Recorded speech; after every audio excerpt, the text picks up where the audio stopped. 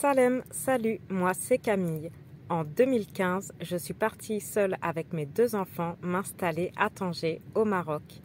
Et en 2021, j'ai fait l'acquisition d'un camping-car pour vivre à l'année dedans. Alors si tu souhaites embarquer avec nous dans l'aventure, abonne-toi. Salam alaikum, bonjour, bienvenue dans cette nouvelle vidéo où nous arrivons à Marrakech, la ville ocre, après avoir traversé le Haut Atlas par le Tizi Test que vous avez pu voir dans les précédentes vidéos. Nous voilà donc à cette ville qui ressemble à aucune autre des autres cités impériales. Dès nos premiers kilomètres, on est étourdi par l'effervescence de cette cité vertigineuse. Une ville agréable au climat doux et sec avec de merveilleux monuments et des jardins immenses.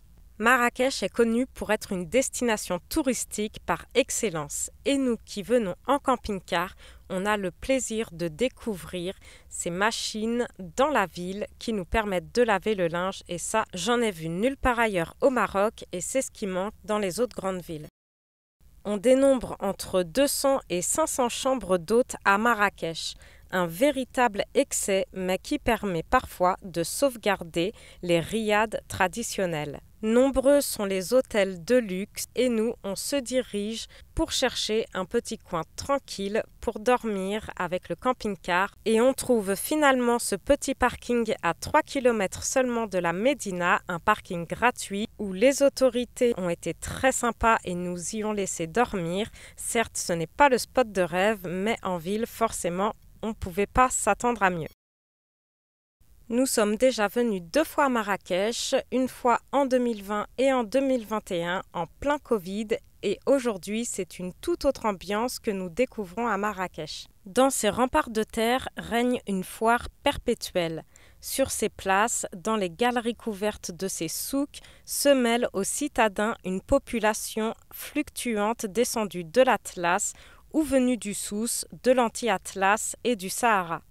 On y redécouvre aussi la mosquée de la Koutoubia ou des libraires, ainsi appelée parce que les marchands de livres tenaient autrefois boutique autour d'elle. Elle fut édifiée au XIIe siècle et son minaret s'élève à 70 mètres de hauteur.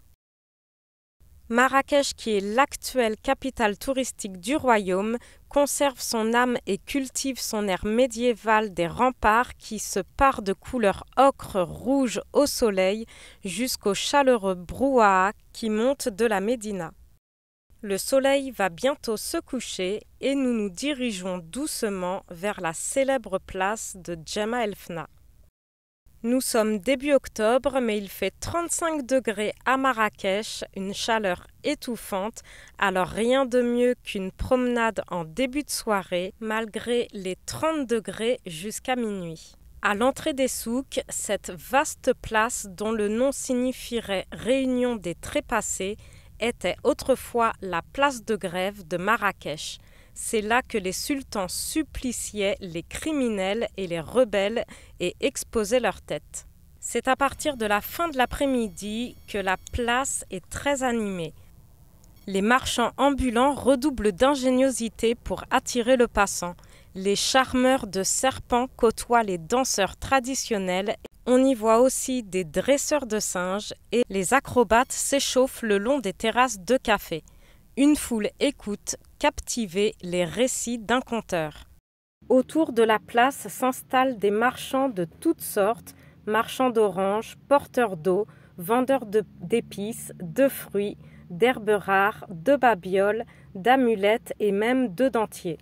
Pour 5 dirhams seulement, on s'offre une énorme barbe à papa, puis la place s'éclaire de nombreuses lampes à gaz scintillant d'une lumière très blanche une fois la nuit tombée. Des groupes se forment, la foule accourt, attirée par le bruit et par les senteurs de la fumée des brochettes qui se juxtaposent à l'odeur des beignets et du poisson frit, et tout le charme de la célèbre place Jemaa el Fna se dévoile. On s'attable ensuite en terrasse pour goûter une spécialité de Marrakech.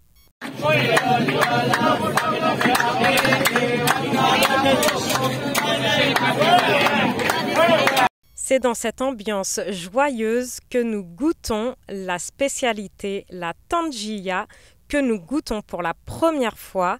Une assiette coûte seulement 30 dirhams et c'est vraiment délicieux. L'agitation ne fait que croître et c'est à cette heure-ci que je vous conseille de visiter la place.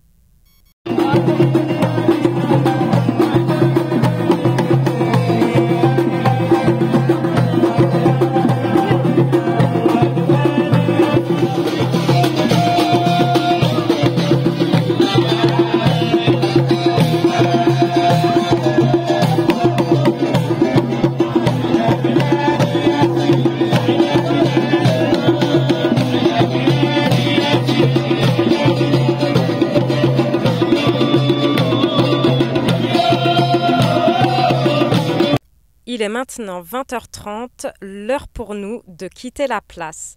Cette place qui en mai 2001, l'UNESCO a décerné à la place le titre de chef-d'œuvre du patrimoine oral et immatériel de l'humanité.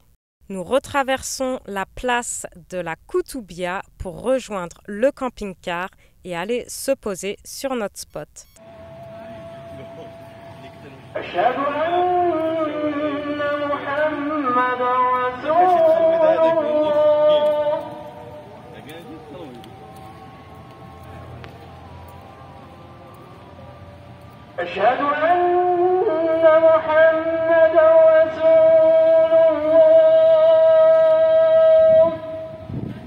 J'espère que cette vidéo vous aura plu. Je vous dis rendez-vous à mercredi, Inch'Allah, pour une nouvelle vidéo à Marrakech.